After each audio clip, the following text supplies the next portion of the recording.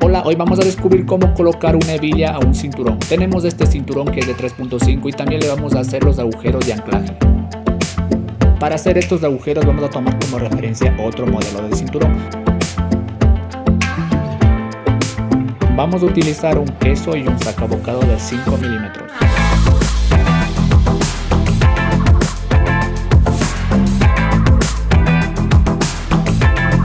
Para este cinturón únicamente son útiles 5 agujeros. Ahora sí, vamos a descubrir cómo colocar la hebilla al cinturón. Para ello también vamos a utilizar un pasador. Este pasador está hecha de una pieza de cuero y con su respectivo remache. Vamos a introducir el pasador al cinturón y luego la hebilla. La aguja de la hebilla lo vamos a penetrar en el respectivo orificio de esta manera. El extremo sobrante del cinturón nos sirve para poder ajustar el cinturón con la hebilla. Para eso utilizaremos tornillos. Vamos a hacer el agujero para el tornillo.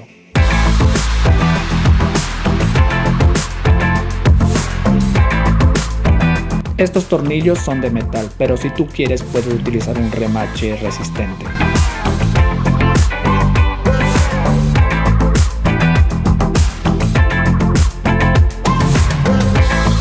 Con un desarmador a estrella vamos a ajustar el tornillo y listo.